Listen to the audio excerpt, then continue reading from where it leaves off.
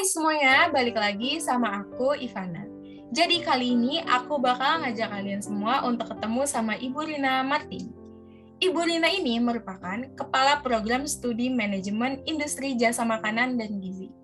Nah, Ibu Rina ini akan memberikan beberapa informasi mengenai kebutuhan gizimu dengan mengonsumsi sayuran terutama kembang kol. Yuk, langsung aja kita simak videonya bareng-bareng. Menurut Ibu, kebutuhan gizi seorang anak yang berusia 3-10 tahun itu dari mengonsumsi sayur-sayuran itu apa sih Bu, kalau boleh saya tahu? Baik, nah kalau tentang tadi pertanyaan pertama, sebetulnya ketika disampaikan golongan umur, anak usia 3 sampai berapa tahun Ivana? 3 sampai 10 tahun Ibu. Nah, 3 sampai 10 tahun itu tuh tentu saja berbeda kelompoknya ya. Jadi kalau di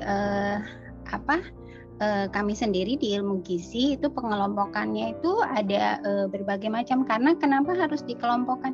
Karena itu berbeda. Anak yang umur misalnya bayi gitu ya, bayi kurang dari 1 tahun itu 0 berarti sampai 12 bulan.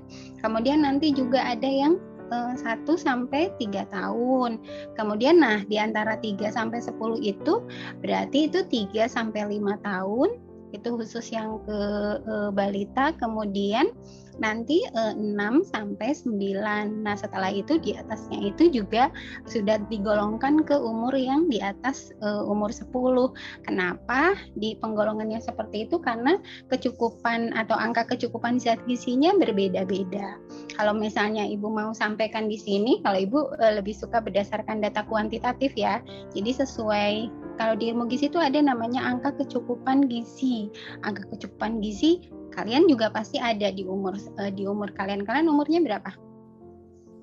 18 Ibu. 18. Angka kecukupan gizi untuk 18 tahun untuk wanita. Kemudian angka kecukupan gizi untuk 18 tahun ke atas untuk laki-laki gitu, seperti itu. Tapi kalau bayi biasanya sama saja untuk yang perempuan dan laki-laki. Jadi kalau misalnya di bayi sendiri untuk angka kecukupannya untuk 3 tahun itu sekitar 1.400.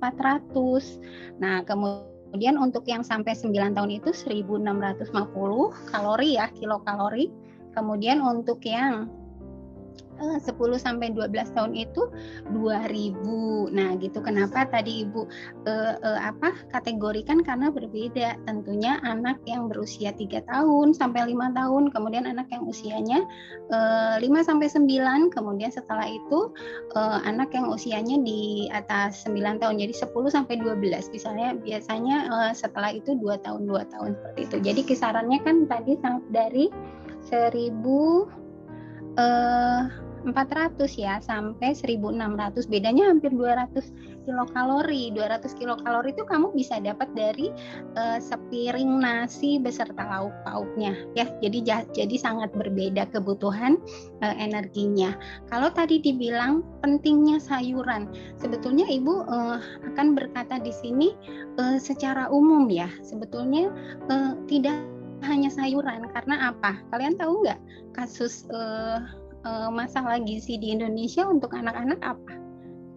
Untuk usia 3 sampai misalnya 9 tahun atau 3 sampai 5, kemudian 5 sampai 9 tahun. Tahu nggak masalah gizi di Indonesia? Nggak tahu karena anak komunikasi ya. Harusnya anak gizi pasti harus tahu kalau menurut Ibu. Malnutrisi ya. Kenapa tadi Ibu sebut penting? Karena apa? Karena masih banyak kasus di Indonesia untuk malnutrisi. Malnutrisi itu apa coba? Malnutrisi kalau misalnya kita tahu ada malpraktek gitu. Kalau malnutrisi berarti apa? Contohnya aja. Kalau dengar gizi buruk gitu, pernah dengar? Pernah Bu. Gizi buruk. Ya, gizi buruk, gizi kurang gitu. Anak yang misalnya busung lapar gitu, seperti itu ya. Mungkin yang hal-hal yang seperti itu yang sering kalian dengar ya. Nah, kalau untuk anak-anak masalah yang global, bukan cuma di Indonesia. tetapi di dunia itu malnutrisi. Malnutrisinya apa kalau di anak-anak? Stunting, mungkin kalian sering dengar. Stunting itu pendek, jadi dia tuh tinggi badannya tidak sesuai dengan umurnya. Jadi dia pendek, bukan cebol ya, bukan kerdil, tapi pendek. Tahu nggak? Stunting itu karena masalah gizi juga, masalah gizi yang kronis. Masalah gizi yang kronis pada saat anak-anak, kemudian masalah gizinya tuh terus-terusan, kekurangan zat gizinya, itu bisa menyebabkan stunting. Tapi ada yang bisa bilang kurus, wasting. Kurus, kalau kurus berarti kan untuk usia sekian berat badannya kurang dari itu. Kalau kurus itu masalah gizinya akut, jadi kekurangan zat gizinya akut gitu. Kalau stunting berarti itu sudah terus-terusan dia masalah gizi, itu bisa menyebabkan pendek. Jadi bukan hanya karena keturunan ya. Oke, itu stunting, wasting. Kemudian ada lagi, kalian sering lihat nggak anak-anak yang kelebihan berat badan? Lah, Bu. Yes, iya. Nah, jadi kita tuh masalahnya tuh banyak di Indonesia tuh. Udah ada anak yang kekurangan, tapi ada juga anak yang malah kelebihan. Jadi stunting, wasting, obesitas. Ada juga anak yang underweight. Underweight itu misalnya mungkin sama halnya dengan kurus gitu, seperti itu ya. Jadi berdasarkan umur, kalau tadi berdasarkan berat badan misalnya, berdasarkan umur. Kemudian ada lagi satu lagi, jadi banyak tuh masalah gizinya. Satu lagi adalah kekurangan mineral mikro atau vitamin dan mineral. Nah, dari situ nih Ibu mau beranjaknya. Kenapa penting? Karena itu masalahnya masih banyak ya. Masalahnya masih banyak untuk malnutrisi di Indonesia dan di dunia. Itu ya, yang 4 itu. Menurut situs data komposisi pangan di Indonesia, kembang kol itu kan kaya akan nutrisi ya Bu, seperti vitamin B1, B2, vitamin C, terus juga tinggi serat, mengandung natrium, dan masih banyak lagi. Nah, menurut Ibu, dari mengonsumsi kembang kol ini mendukung nggak sih Bu untuk gizi anak? Ya, jadi sebetulnya Ibu sampaikan di sini bahwa tidak ada satupun makanan yang lengkap dalam kandungan zat gizinya. Jadi kita diharapkan, kalau dulu tuh istilahnya 4 sehat 5 sempurna ya. Kalau sekarang itu pedoman gizi seimbang atau PGS.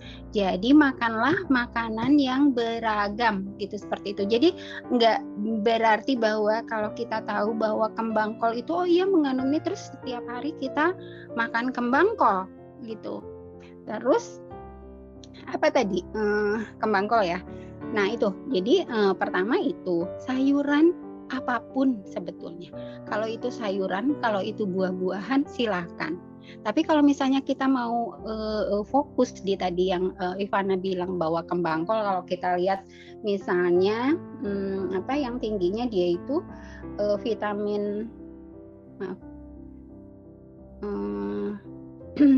vitamin C ya, kalau Ibu lihat vitamin C 96, kemudian vitamin A 90, ya silakan gitu. Tapi yang jelas kita tuh pegangannya sebetulnya ke pedoman umum gizi seimbang, yaitu makanlah makanan yang beragam gitu ya. Jadi tidak terlalu ini dengan salah satu misalnya kembang kol itu bagus, pasti setiap sayuran punya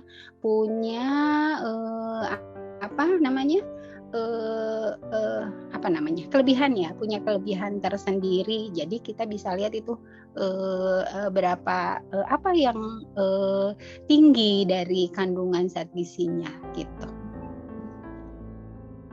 Tentunya dihubungkan dengan yang lain ya. Kalau misalnya kita lihat dari kandungan gizi seperti itu, tapi mungkin kita hubungkan juga dengan yang lain. Kalau misalnya kebanyakan, apakah kan biasanya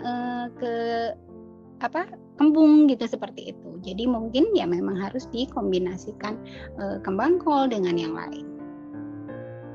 Nah, segitu aja informasi singkat dari Ibu Rina. Jangan lupa untuk selalu mengonsumsi sayur-sayuran dan buah-buahan.